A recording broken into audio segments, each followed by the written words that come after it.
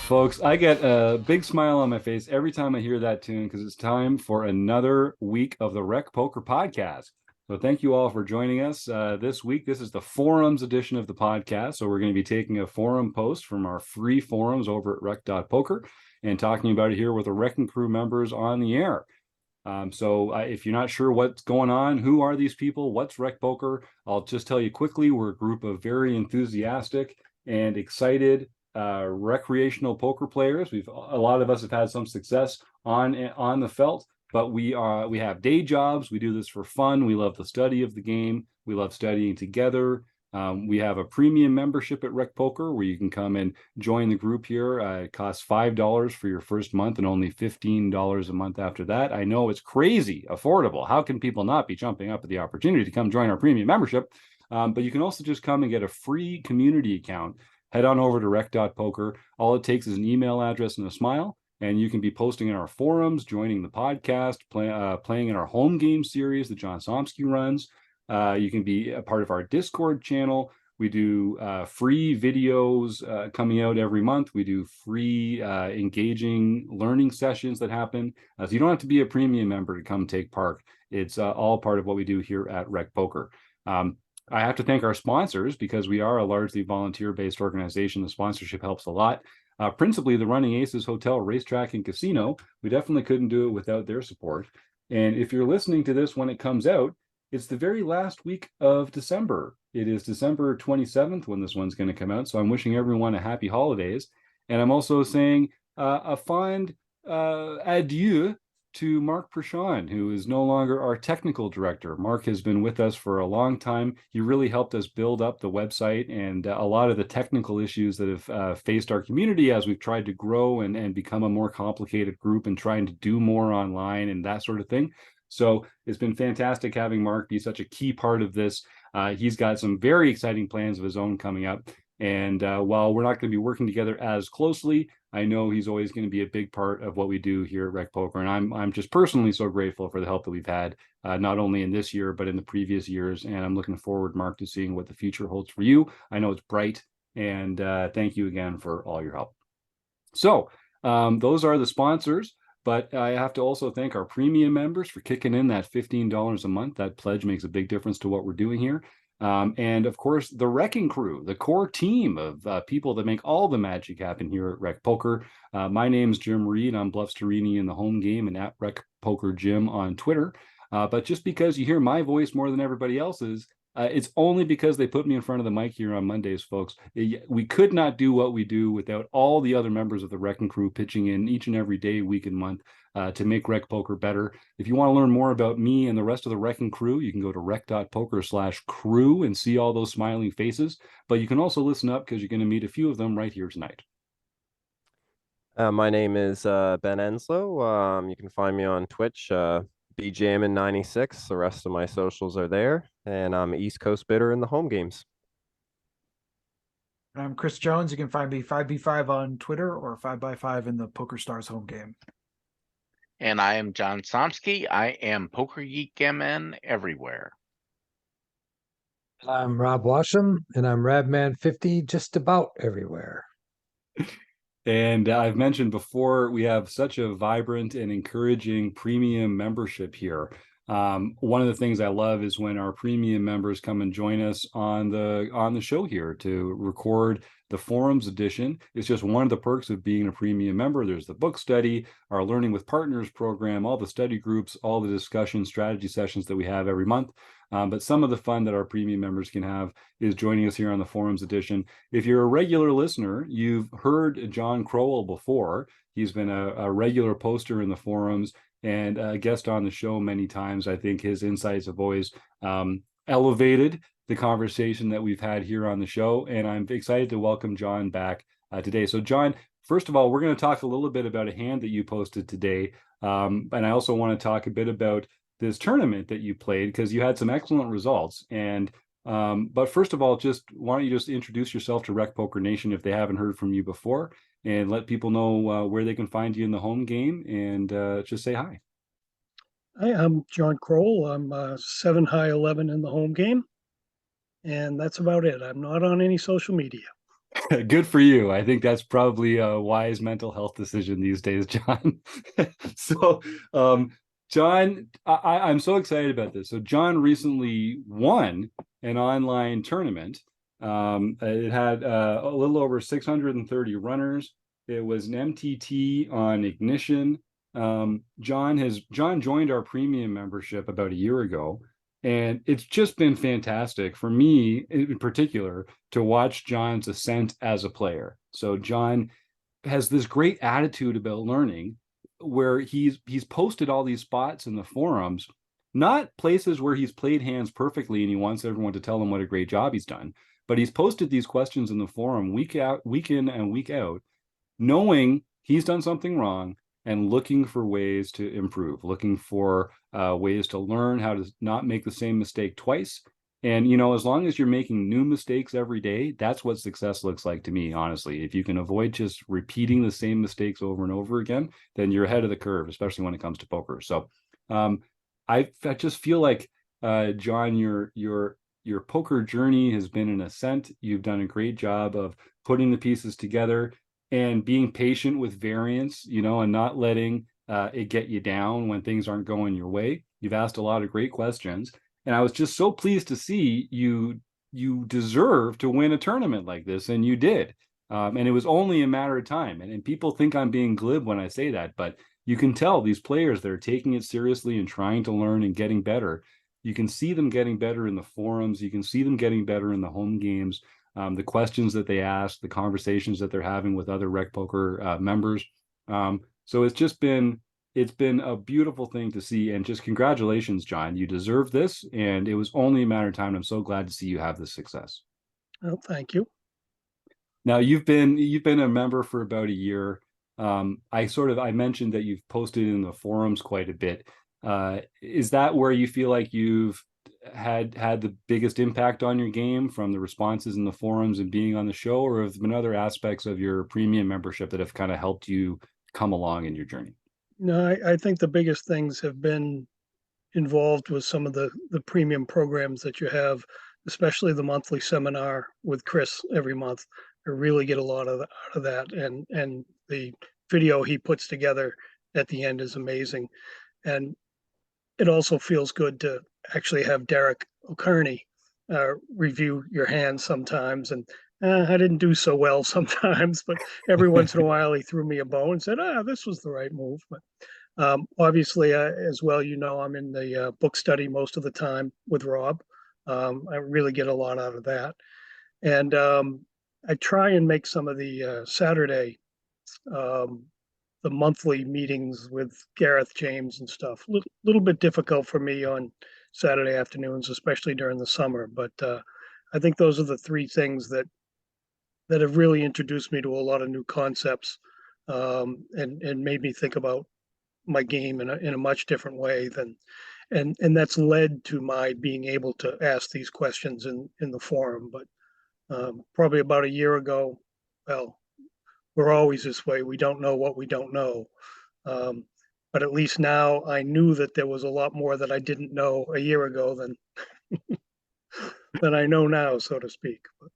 Well, that's great. And I think, you mentioned a few there. Chris Jones does our monthly theme, the theme of the month every month, and doing this deep dive play along seminar, where our premium members get together and they play their cards in a way that Chris has God mode. He can see everybody's action. And then he and his peer, Darragh O'Kearney, get together and analyze the play afterwards. And I know you have had a few hands in there. Hey, Chris, okay, you can jump in if you want. Easy there, Tiger. Easy. And I know our members have really appreciated getting that awesome feedback, not only from Chris, but of course from Darragh himself, who's a member of the Wrecking Crew as well, and a fantastic player and a fantastic guy. And of course, having Rob's help going through the book study every 2 weeks. The work that he does there to put that stuff together is great. And then you mentioned Gareth James, another member of the Wrecking Crew, who's also shared a lot of insights with our premium members through his monthly study groups there, and the fantastic videos that he has available over at the MTT Poker Academy. Those are great. The other thing that really made a big difference for me was I I decided that I was going to play in the home game every night, Hmm. and I did so for probably 5 or 6 months. And even though there's no real scorekeeping in there, there is something in the Poker Stars lobby that it is you get a certain amount of points for how you finish in each tournament. And I noticed that there were a few people who were also tracking that and trying to end up with the most points at the end of the month. And I don't believe I ever won it, but I was consistently getting up there, and that gave me a lot of confidence in my game. And that's in fact gave me the confidence that I could possibly try playing online, which I hadn't done before. And then I slowly moved up online from the point where, my goal in a tournament was to min cash. And now min cash, I won't say it's routine, but, um, I'm getting past that point a lot. And now my goal, of course, is to win each time, which is a Yeah. big difference from where I was a year ago. That's fantastic. I do think the home games that we do here that John runs, we do 10 or 11 every week. It's hard to believe. But yeah, they're free. They're free to play. They're free to join. It's a great place to come and practice, to get reps, to work on things that you might not be fully comfortable with yet, but you don't want to take out into the real money tournament streets. And when it comes to play money home games, I firmly believe this is the toughest field that you will find in regular play money play. People take this very seriously. They're all trying to learn. There's a lot of bragging rights on the line. And of course, there's these beautiful and elusive, coveted rec poker pins that, we like to show those off as often as possible. Hey, Ben, why don't you lean forward and let everyone see? Yeah. Oh, look at that. Look at those beautiful pins off on the side of that hat there. Fantastic. Yeah. Just goes to show. But John, just to cap it off, I just want to say it's been great to see you develop in this way, and I'm so glad. And I know I speak for everyone here on the Wrecking Crew when I say that I'm just so glad that you've found this benefit from the community membership and from the premium membership and from getting involved. It's paid off, and it warms my heart to see it, and you deserve it. And I'm so glad that you're here to talk about it today. Thanks. Well, here we are. We've got a hand that John posted. Now, the theme of the month in December, again, happy holidays, everyone. This is the last podcast that we'll be releasing in this month that's based on the theme. The theme is playing against limpers. So we have a hand here from John. It's called Playing Suited Connectors. If you want to look it up in the Rec Poker forums, like I say, they're free to join. Go check it out. John, you say that one of the weakest parts of your game is playing or not playing suited connectors. And you say in your forum post here that because you're not confident of your ability to play them post flop, you often made that dreaded compromise of limping along with them, folding if raised into, and just hoping to hit the flop and sort of playing them kind of fit or fold post flop. And that is something that generally we want to avoid as poker players. We don't want to be that sort of straightforward in our play. But I think suited connectors give a lot of people that same problem because they're obviously very flop dependent. If, in this case, we're talking about a hand with the 7 of clubs and 6 of clubs. But of course, for any suited connector, you can imagine that there's a lot of flops that are not very good for these holdings at all. And then some flops where they really smash it. Both of those are kind of easy to play.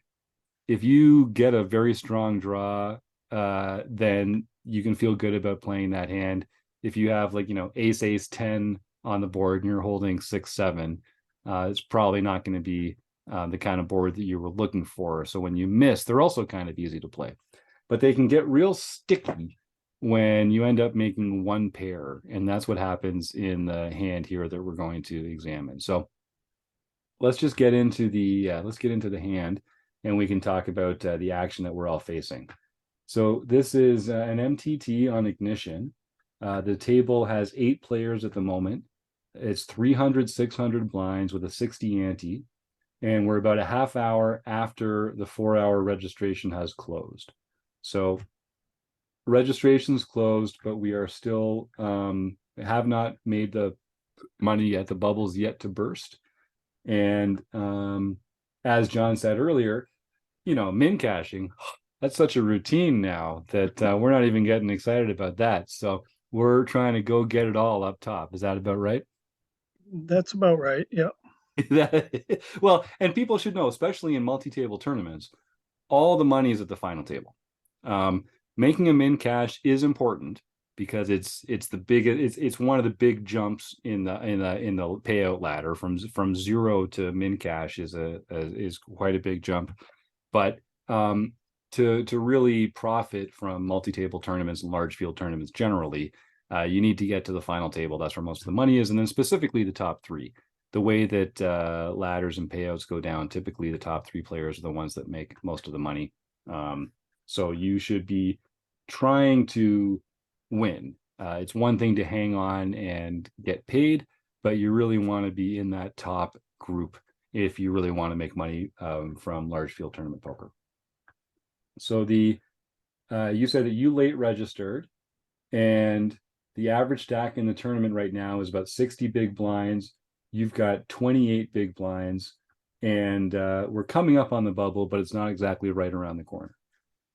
So we have 28 big blinds. We're on the button, and we've got the 7 of clubs, 6 of clubs. Middle position, who has about 100 big blinds, they limp. We have 18 hands on them, which is not a big sample size, but they're playing VPIP 50, PFR 6, 3-bet 0. So if people can visualize this player, they're playing 50% of hands, but they're only raising 6% of hands.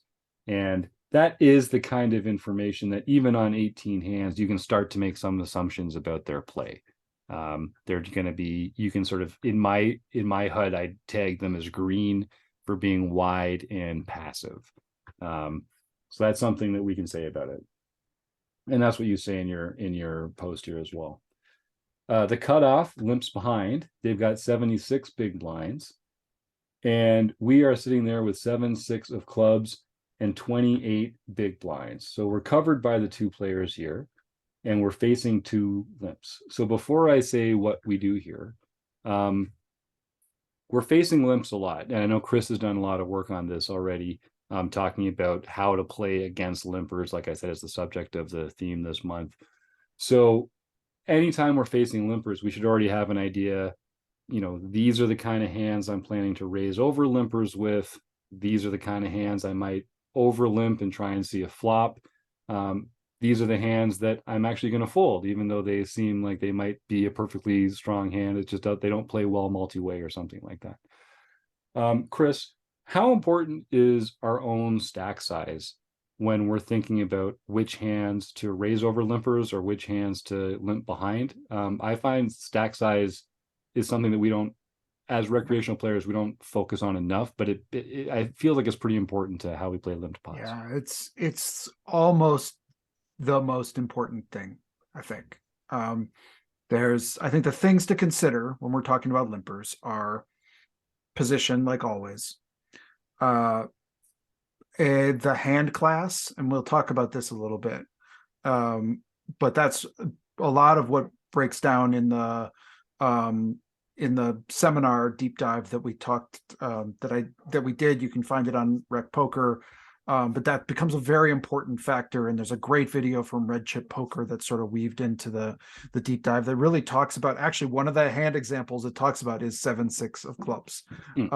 It has, what do you do with aces here? What do you do with 7-6 of clubs? What do you do with ace queen offsuit or an ace queen suited? And then it breaks down also small pocket pairs. But when we're thinking about hand class, that's another really important factor. And then it's stack size. It's the effective stack size of how these things relate to each other. Because when we think about a hand like 7-6 of clubs, right?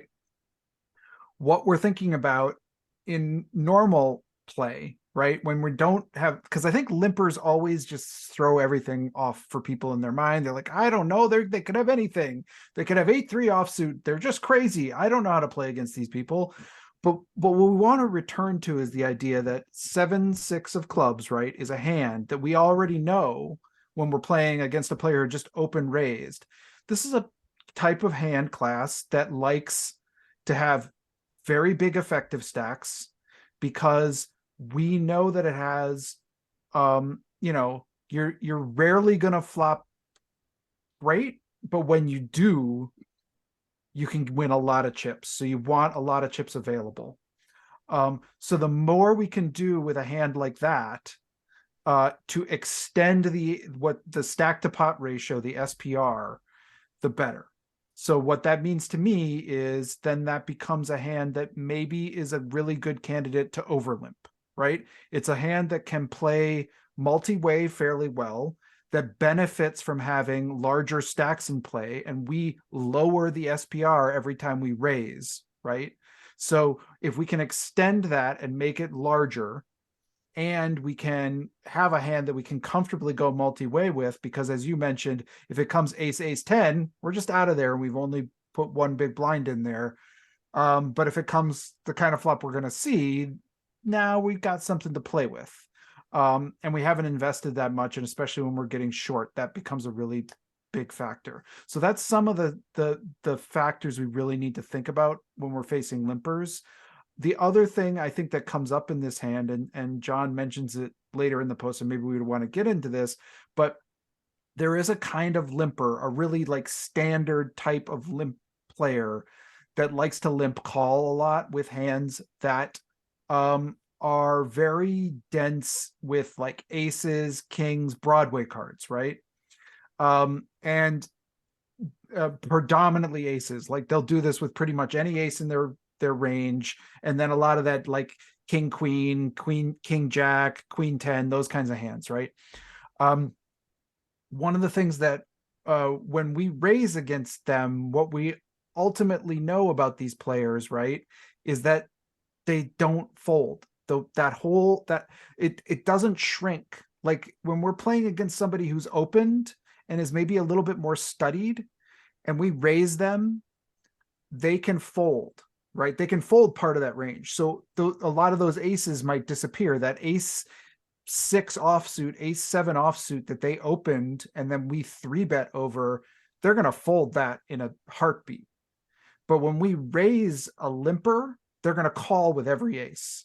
And that starts to make our 7-6 raising with a hand like 7-6 even less valuable, because now we're already starting off in a place where we're very, very likely behind, and we're bloating a pot, and we've already got a short stack. So I'll shut up because I'm talking too much, but that's at least where I would start thinking about this. Chris, there's only one person on the show that talks too much, and they're talking right now. I think everyone would appreciate hearing more from you. So don't hesitate. And of course, everyone else on the panel, feel free to jump in here. Rob? Yeah, I think that everything Chris said obviously is correct, because that's what he does. But one of the things I look at in that situation is I look at the ranges of hands that I would open with from the button, because I believe he was on the button. He was. And I would look at all the range of all the hands that I would open there, and I would continue to open them just as if no one had limped, with the only difference being that I would probably raise the amount of my open. And I believe that's exactly what John did. So I think at this point in time, where we're at right now, I think John has done at least what I would have done. Not saying that I'm an expert or anything, but I just, from in general, that's how I would play that same situation. One other thought I want to add in here is that we are the effective stack right now with 28 big blinds. And so we are in a position where if we make a pretty strong hand, like a straight or a flush, I mean, I'm talking about a flush specifically here because we've got the 6-7 suited.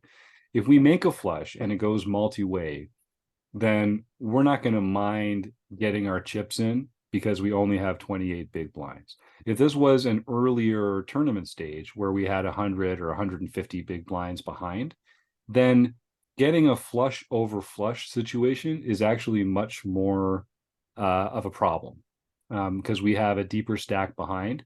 So this is the kind of hand where, you know, I tell some people when you're deeper stacked, this actually makes a pretty good isolation raise because you're going to knock out some of those other obviously you also still get to represent all the strong hands, which is another benefit of raising over limpers, but you really want to get heads up in that kind of a spot, and you can not only make the flush, but you're less likely to be playing against someone else who's playing for a higher flush, and it also gives you the chance to represent other strong hands, which is more important when you're deep stacked because you can make players fold by threatening their stack.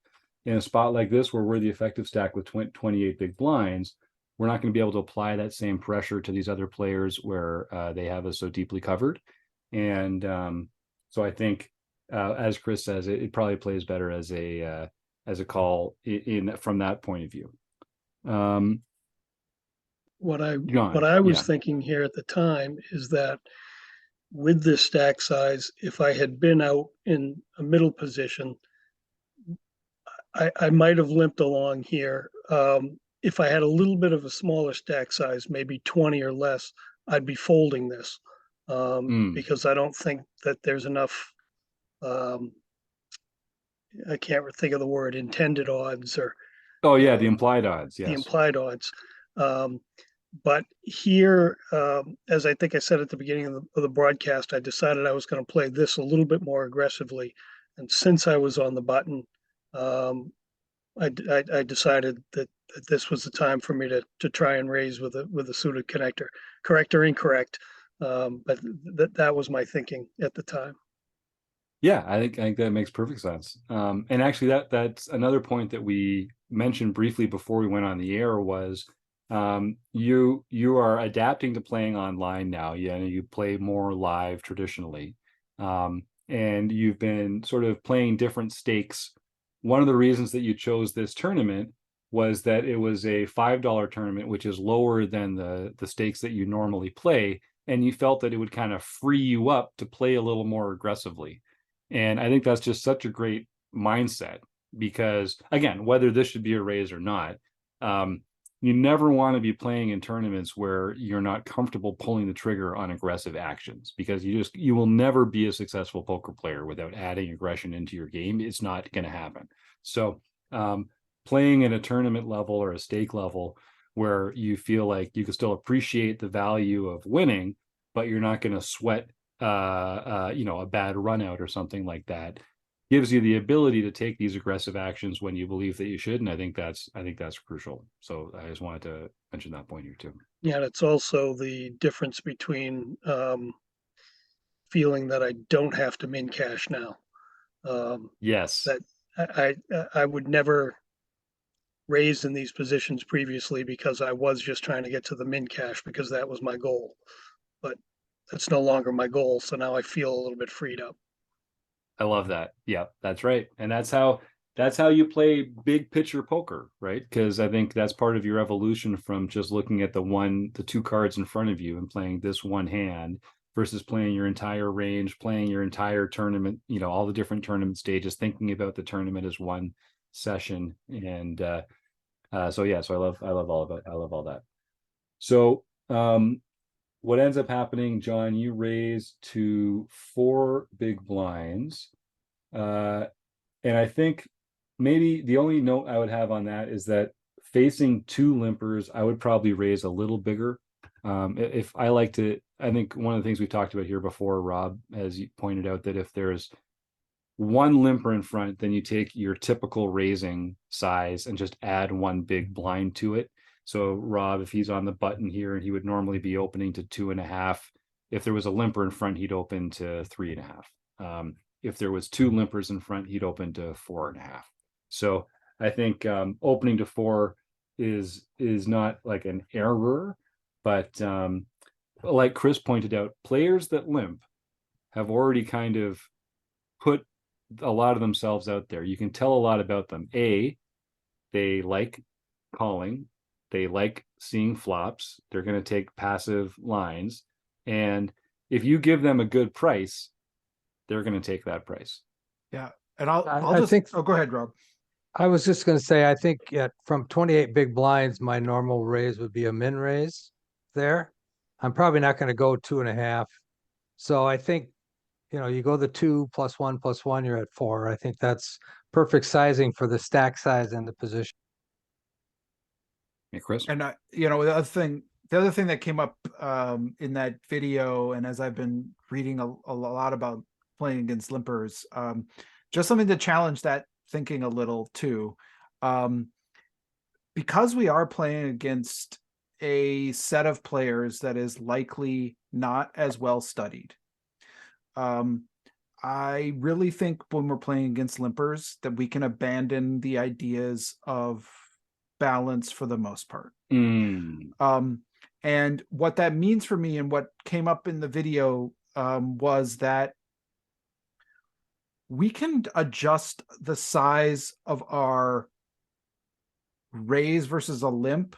If we just have one standard opening size, I think we need that. We can't be saying, based on the class of my hand, I'm going to open 2 to 3 to 4 big blinds to 5 big blinds. Like, we can't be changing that up. But when we're talking about playing against limpers, we can. We can actually, because it's going to come up so seldomly, because it's going to not, unless we've got like really good players to our left. Because I'm not worried about the limpers. I'm only worried about the people behind me potentially. We can start to vary up our limping size, over our raise over limps. And one of the things we can start to take into effect is like a hand like aces, or a hand like ace queen or ace jack, can raise bigger and lower that SPR against the hands that are all going to call us like ace 6 and ace 3 and whatever. Whereas a hand like 7-6 can either over limp or raise small. And I would, especially with this kind of stack depth against this kinds of players, my first preference would be to over limp. My second preference would be to raise small, because I don't think we're generating folds enough for this, unless we go really big, for this to really matter much. Yeah, I like that a lot. Yeah, Ben, jump right in there.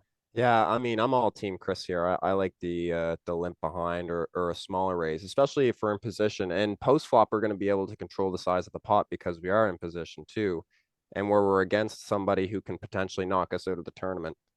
I like playing a little bit of a smaller pot, and then, like you say, if it comes with an ace, we can just get rid of our hand and on to the next one kind of deal. So I really like that point from Chris, which is that we are tailoring the amount of balance that we have in our game to the skill level of the players that we're going to be in hand with.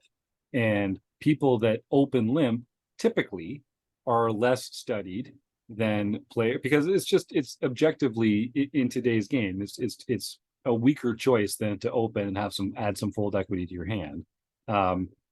Those players we don't need to balance as much against. We can just kind of play a little more straightforwardly, raise more with our big hands and raise less with our other ones. So that's a great point. And we often project some sophistication on our opponents on this show that might not actually be there always, especially in the games we're playing. If we're recreational players playing recreational poker games, the folks that join a training site like Rec Poker or listen to the podcast and get involved in these conversations, we're going to have a skill edge, or at least a training edge, a knowledge edge on a lot of the other recreational players at the table. And sizing is a great way to exploit that edge, to take advantage of that edge, and to give yourself an advantage over those players. So I love everything about that. So we raise it up to 4 big blinds. The blinds fold, the original limper calls, and the second limper folds. So, I mean, they're getting a really good price. So I don't know what they were limping with the first time that they chose to fold here, but okay, glad that they did. We get to go heads up here in position anyway, which is excellent. And we're in kind of a bread and butter spot now. Sky Matsuhashi talks about this in his learning material a lot. We've got position.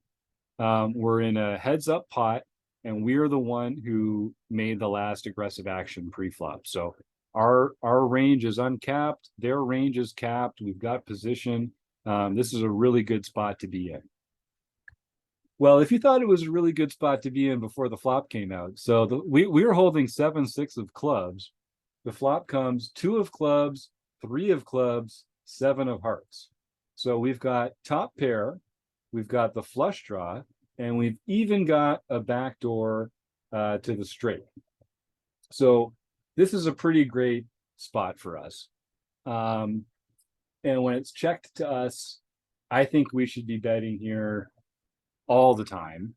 I don't think we should ever check this back. We've got a value hand that is needs a little protection from overcards, but we can also improve on lots of turns and rivers to a very strong hand that wants to play a bigger pot. So I think a bet here is pretty mandatory. What do you guys think sizing wise on a board like this? And I don't know if we want to talk about what we would do with our entire range or what we want to do with exactly this hand. Again, we're playing against a limper, so I'm not sure how balanced we need to be. What do people like when we've got this great, because we've got this real mix of hand strengths here. We've got a made hand, but it's actually in a way the weakest part of our hand quality right now, because the odds of a pair of sevens being best at the end of the river is pretty low if they've got 2 overcards. But we have these opportunities to improve to a straight or a flush, which are going to be very, very strong when they do. I'll just let whoever unmutes first jump in here. But do people like a smaller bet, a bigger bet?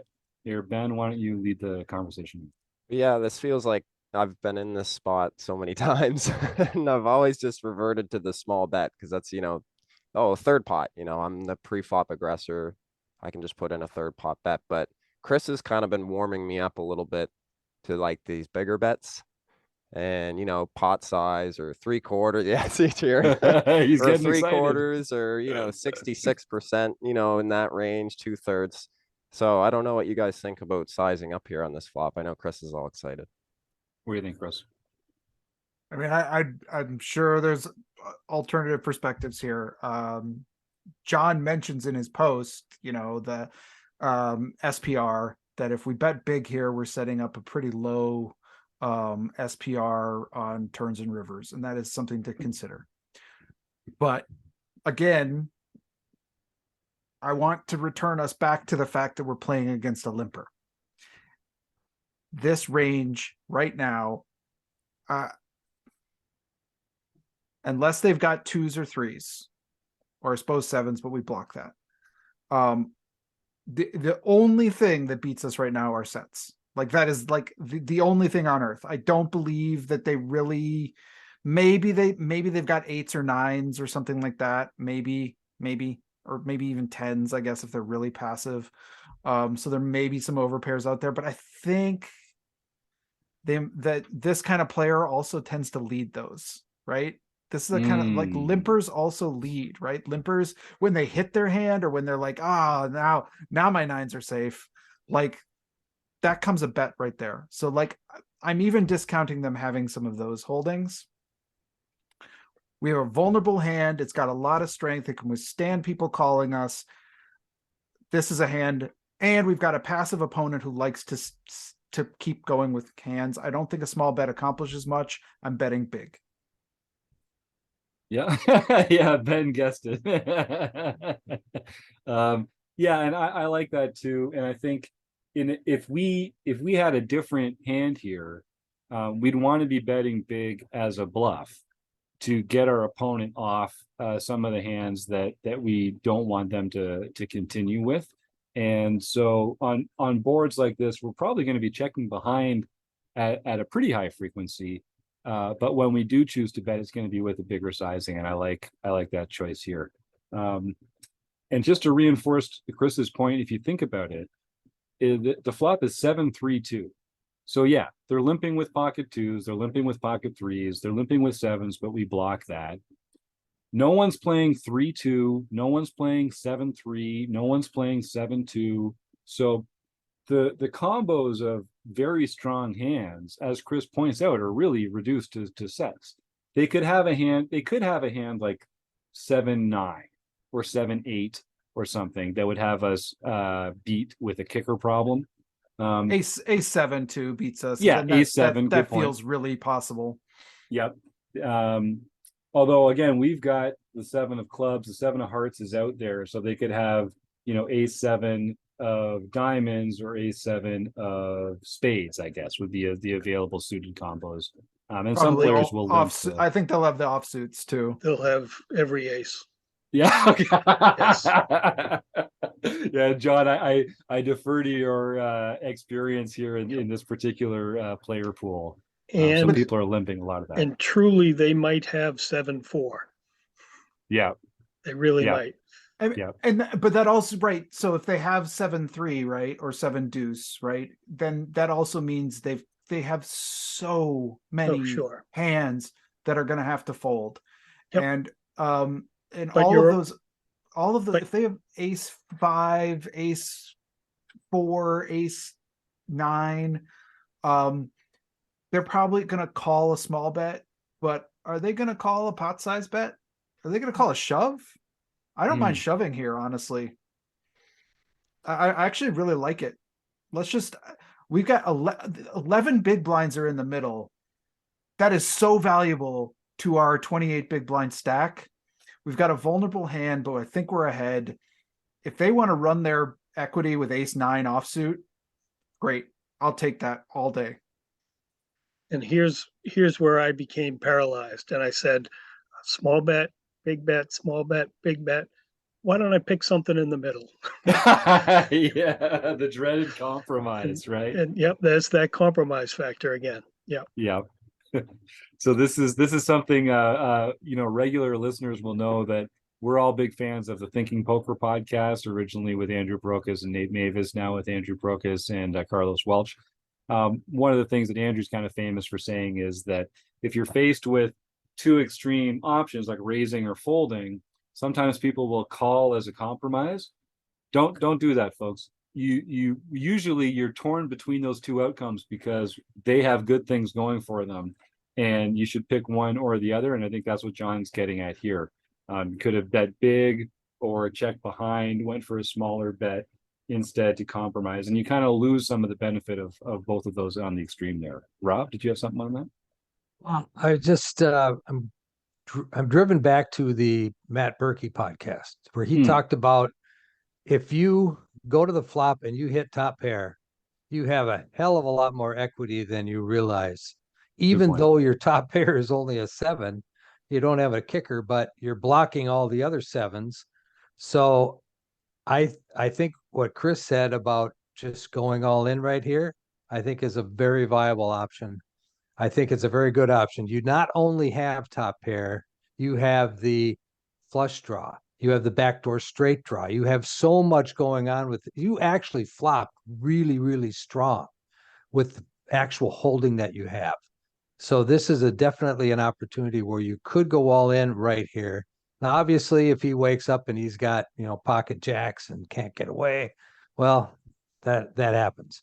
But I think there's an opportunity here to fold out a lot of hands that have some equity against you right now that you're still ahead of right now.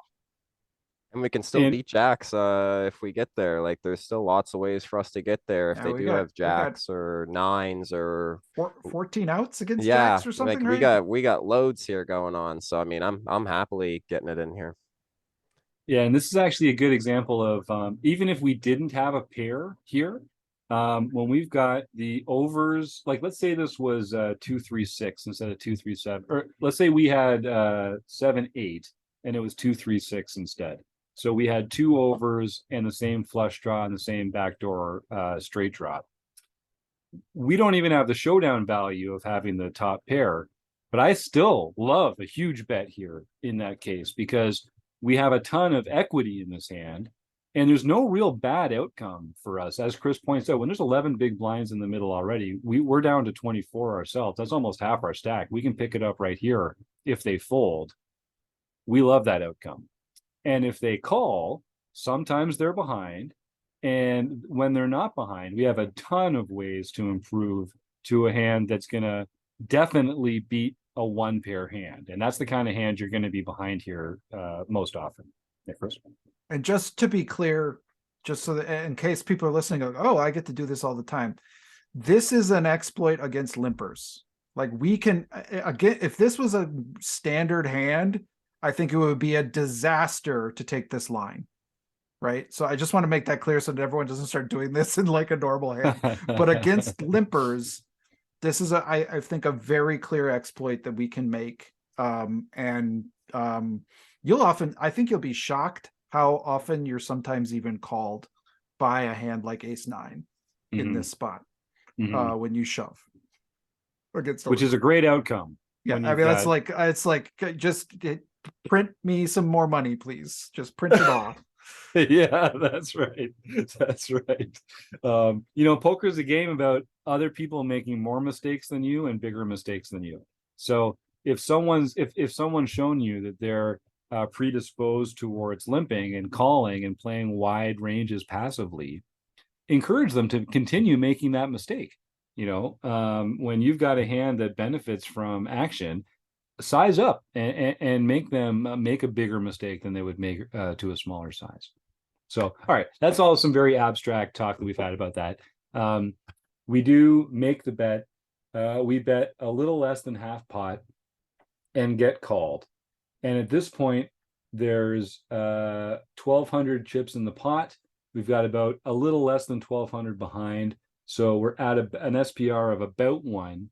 Or we've got about a pot size bet to go, which is a good situation to be in, to be honest with you. Like, it's nice to be able to have that when you're bluffing, a pot size bet can get some folds, and when you're value betting, a pot size bet can get some calls, depending on where your opponent is in their distribution. So I love this. We get to the turn. Now the turn is the ace of spades.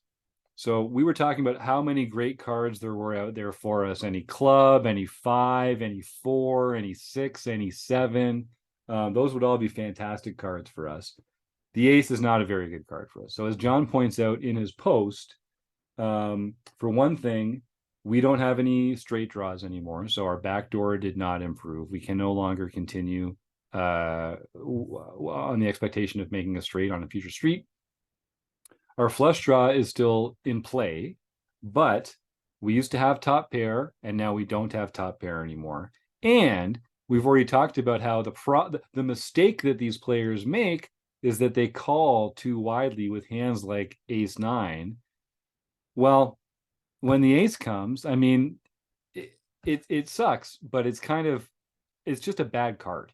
I see a death card in the chat here. I think that's exactly right. Like, it's just a bad card. And sometimes just bad events are going to occur in the hand and you don't get to choose. It's too bad that this happened here. But I'm a lot less optimistic about our ability to win this hand at showdown now. Because not only do they make an ace often, but you raised over limpers. So if they don't have an ace in their hand, now they're going to think that you have an ace. All your hands that you didn't have a winning hand before, a lot of them paired up with the ace now. So it's going to be hard for you to get paid if you do improve. Rob, did you have something on that point? I was just going to say, any offsuit ace is the absolute worst card that could possibly come out. So as wonderful as we felt on the flop, when we saw that flop with our hand, this actually dashes all our hopes and dreams, and we are now in the depths of despair because we know that we have no possible way of winning this hand unless we hopefully just bluff it off into somebody that already has an ace. Yep. And now I think we're at the point where we really just need a club to improve. And that's the only way we're going to, or a 7. Maybe a 6, I guess. If we make a 6 or a 7 or a club on the river, I'll feel pretty good about our hand. Not that he can't ever have 2 pair. Here he could have some ace 2, ace 3 that called as well. That would make sense. But if a 6 comes, I'm going to feel pretty good about it. So this just goes to show how important position is, because John wisely checks back here, and I don't think this is a good card to bluff on. So let's just agree as a group that this is a poor candidate for a bluffing spot. one of the nice things about that bet on the flop is that we got ourselves to the river. We got to see the entire board, because when they check the turn into us and we get to check behind for free, now we get to find out, did we make that 7 or that 6 or that club? And then we get a chance to put money in if we actually improve. So as John says, at this point, we have to understand that people have a very hard time throwing away an ace pre-flop, and aces make up a large part of the range of hands that they got here with.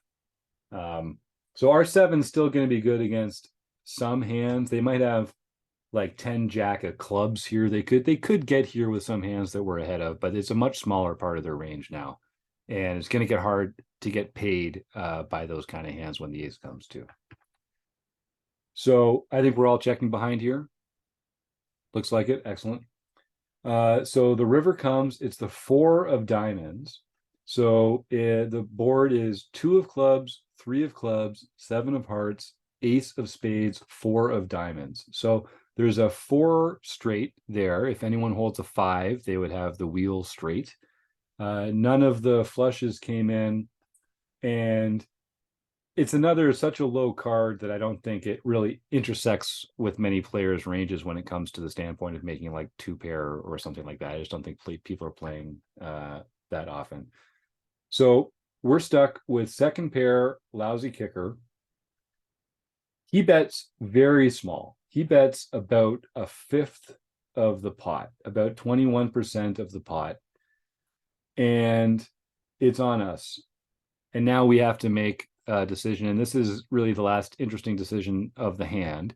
When we're facing a small bet like this, we don't have to be correct that often, because the odds we're getting are so good.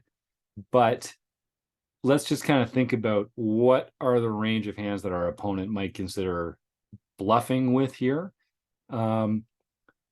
It's really just the missed clubs draw, in my mind. We're blocking that pretty hard.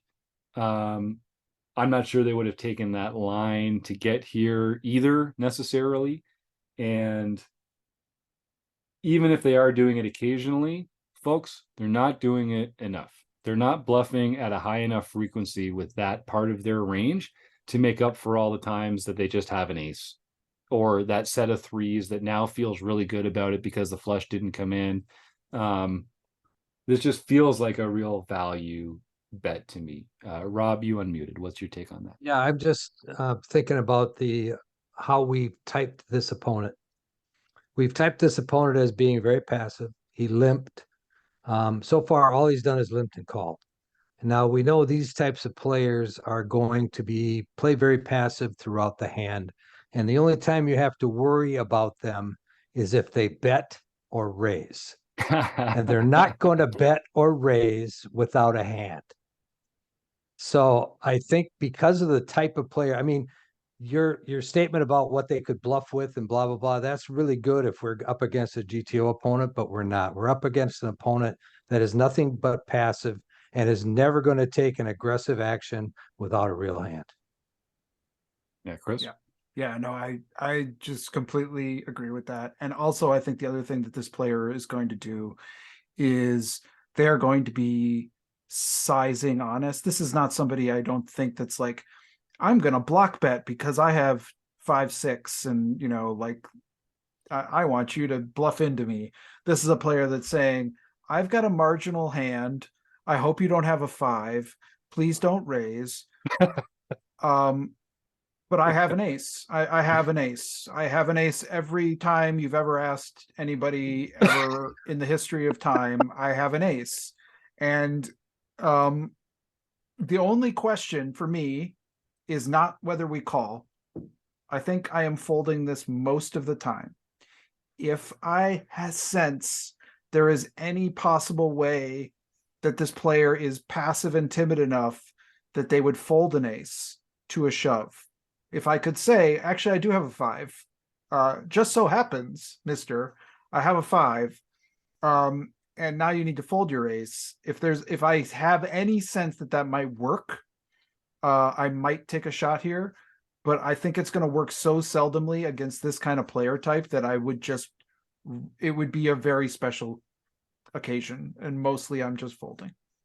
And I specifically think it's not going to work in this case because of his stack size. Because He's he got covers 100 you by big so blinds. much. Yep. Yeah. Yep. Yeah, I mean, Yeah, I might that's try and awesome. talk myself into him having like Jack 10 of clubs or King Jack of clubs, but it's like really like probably not enough of the time, like you say, for this small sizing. Are we really saying that he's block betting, like Chris said? Like, I don't think enough of the time for us to really look him up here. And Yeah. like I say, I would consider it, and then I would look at his stats and I would look at his HUD at the numbers there, and I would say, oh, there's no way, and then I would just fold. That If would be this my- player is capable of bluffing and they have King Jack or Jack 10, they're shoving. I don't think they're betting to this size. Yeah, that's a good point. With Jack Yeah, I 10 like of that. clubs. Yeah. Yeah. Or Yeah. they might have got it in earlier too. Yep, good point. So I really like this idea of turning our hand into a bluff. When you can confidently put your opponent on such a narrow range of hands where we're like, oh, he's got an ace. Like when you're so clear that they have an ace, it's a good opportunity. It's something that we should think about. Because we feel like our second pair is no longer good. We're not really like blocking the kind of hands we want him to have with our hand, but against these kind of players, again, I think you can just take an exploitative line, and if you feel like that they're capable of folding something here, I like the idea of turning a lot of our hands into a bluff, actually. But here, Rod, did you have something there? Just going back to that player type, he's not folding an ace. Yeah. Ever. Right. Yeah. You know, Most of the time they're not. I play against a lot of these kind of players, and if they have any piece of that board, and especially when they got top pair, it doesn't matter what their kicker is, they're going to call you all the way down. All they know is they have top pair. They're not thinking about what you have. All they know is they have top pair. They limped in with the thought in mind of making a hand. And when they make a hand, especially a hand that's top pair, they're going to the all the way with it. There's nothing you can do to get him off that hand. And so what we need to do as poker players is we need to say, okay, so what's the right way to exploit this player then? And the way to do it is by betting big with hands that beat one pair. It's by value sizing up. And in the times when we have a stronger hand than one pair, this isn't one of those times. So if we've kind of decided this is the kind of player who calls too much, overvalues one pair, this just does not present as a good bluffing opportunity. We're going to beat them another way. We don't get to do that this hand. We had the bad event this hand, and we just don't get to win this hand. So John makes a very disciplined fold to a 20% pot bet on the river with second pair. And normally we just then have to spend the rest of our lives wondering, did he have an ace? Like, did I actually get bluffed there? But one of the nice things about playing on Ignition is that you can download all the hand histories with all the hole cards revealed 24 hours later. And so I honestly think that should make us bluff catch less, because I think recreational players, we like to close that loop in our mind. We actually want to know if they were bluffing or not, and sometimes that causes us to call just because we want to know. When you know that you're going to be able to find out tomorrow for free, that should free us up to just make the disciplined folds and know that we don't, we're just behind here more often than we're ahead, and it's okay to fold. And even if he's bluffing occasionally, it's still okay to fold because he's just not bluffing enough to make calling profitable. And that's exactly what happens. So we found out later, John says, so we make the disciplined fold. We found out later he did have an ace. He had the ace of clubs, 6 of hearts. So on the flop, he had a different backdoor. And he also had the backdoor nut flush draw to the ace. So I'm not sure if they would have folded in this particular spot to a bigger bet, but he wasn't going anywhere. And we made a good, and think about how well John played this hand. Honestly, if you consider that as soon as that ace came, he immediately recognized that he was no longer ahead, chose not to bet the turn, even though with still had the flush draw, and there was a lot of opportunities to most players to feel like, oh, I can still win here if I just push my edge. Didn't do that, and then made this disciplined fold on the river, and then found out that he was right. So I just think this was a really, really well played hand. Yeah, Rob? I'm just gonna, what if now as played, we get to the turn and it's not an ace? Right. What do we do? I just want to run down another rabbit hole. That's because that's what I do. But It's true. are there any other cards in the deck that would make you stop on the turn other than that ace? Is that, I mean, Chris called it the death card. And I can't think of any other card in the deck that would make me stop. I would probably jam with any other card showing up on the turn. A king might yeah. slow me down a little, but but I think I'd still go for it with a king. And yeah, but anything besides that, I'm getting the cards in, getting the chips in. Get the chips in the middle. Yeah, that's right. Ben, You it beat me sounds to like it. that's the same. Yeah, you same beat me take to for it. Yeah. you. Yeah. So John played this excellently from the standpoint of where he was at. I really think it came down to a bad run out. I Yeah. think this was his hand all the way, and there was just one card that got in his way, and it just happened to be there. It's a bad run out, happens to us all. He still had chips to continue the fight, and as we know, he did pretty well in that fight. Yeah, think about that, right? So this is a tournament that John, I guess I'm just going to spoil. So John ended up winning this tournament. And you think about how this could have been over. If he puts a bet in on the turn, that's the end of it. If, even if he calls the river, he's got a lot fewer chips. Maybe he can claw back from that, but we don't know that for sure. But it just goes to show, like, the value of those disciplined folds can make a big difference. And people don't think about folding as a weapon, but if you can resist putting chips in other people's pockets and keep them in your own, I mean, you're playing offense with that fold. And I feel great about that. Yeah, Chris? If he takes my advice and shoves on the flop, he's probably gone too. I mean, if the guy has ace of clubs, maybe he's calling. Yeah, it's true. It's true. One of the other real advantages I've gotten from playing in the home games and such is when I got to the final table here, when I got heads up, I was a 5-1 chip underdog. Wow. And we played for 40 minutes. And even though I recognize that technically there's no ICM when you're heads up like that, I was playing it as if there was, to a certain extent. And it really it just helped me guide me through that. So. And that's a real underrated point that we haven't mentioned here, but like shorthanded play is very difficult to practice. It's very difficult to study and drill, especially like three-handed heads up play. It's hard to get meaningful reps in that situation without playing it, like without actually being in that spot. And that's one of the things that I think the home games are so valuable for. People can get a ton of reps playing four-handed, three-handed heads up in meaningful situations, so that when the time comes, when you're in that real money tournament and you're getting down to three-handed and heads up, you've got the experience. You might even have more experience than your opponents in that spot. And that's where the biggest, most expensive decisions are made. You don't want to be thinking about that for the first time when the money's on the line and it counts. It's just one of those things that is hard, like ICM.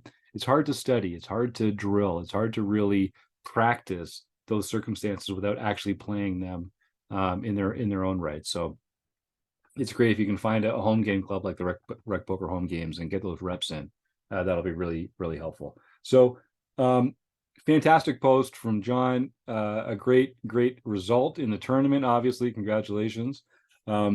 You end your post here with the last thing we'll talk about tonight, because we're already kind of getting on. This has been a longer episode, but it's just, there's been a lot of interesting decision points here. You say, so this is typically how it goes for me with suited connectors. I feel like I'm playing them poorly. Should I even have been in the hand? Should the flop bet have been bigger or smaller? Should I have barreled? Should I have folded? Like they're hard hands to play, and I think especially in these kind of setups, how can we as a group leave John with a parting thought here about this kind of a situation? Should he be raising over limpers in this spot? So we've talked about maybe calling behind, treating this more like a low pocket pair, keeping the SPR higher so that when you do improve infrequently, you can then put chips in, which is the way that we approach like small pocket pairs and trying to set mine, that kind of thing. You're kind of straight or flush mining with these hands. And is there like a cutoff? Chris, can you talk just a little bit about like, is there as the ranks increase, is there a point where, okay, well now we should start raising over limpers instead? And how do we decide in real time at the table? Yeah, yes. We study a lot, and then I think we're going to look at it like sort of in stack sizes and blocks, and look at like, that 20 to 30, 30 to 40, 40 to 50, and then it's going to go up from there. So it's somewhere, my line would be somewhere around 9, 10, Jack 10. If we're talking about suited connectors, it'd probably be in there where I would start raising here, versus, because then those high cards start to have some value. There are hands that we can be ahead of when we raise, if they're going to be calling with some of their ace. It's probably Jack 10, honestly, in this specific situation where I would be raising. But there's a lot of factors to consider. And then, I think stack depth is we talked about it right at the top, but that really should factor into the hands that you're going to play at all, but also the hands that you're going to isolate with, the hands that you're going to intentionally make the stack to pot ratio smaller to play. And those are typically going to be like high card hands and big pairs where you want to feel good about getting it in with a strong one pair hand. And that's just going to be harder to do with suited connectors like 6-7 and that kind of thing. All right. Well, any parting thoughts here before we roll on out of here? Well, I just want to thank John Kroll so much, not only for your support as a premium member over the last year. Your $15 a month helps us a lot. And I can tell, you've been such a great member, and I can tell that you feel like you're getting your money's worth. And it's great to see it all come together here for you. Like I say, it's just been fantastic to watch. And so thank you for that. And thanks for being such a great member here at Rec Poker. And of course, it's just great to have you here. No, I do appreciate it, John. And then, of course, thanks to Rob and Ben and Chris and John Somsky for their consistent insights. And thanks to Mark Prashon one final time. We're going to miss you, Mark, in the Running Aces Hotel, Racetrack, and Casino. And you, the listeners, we'll see you again next year.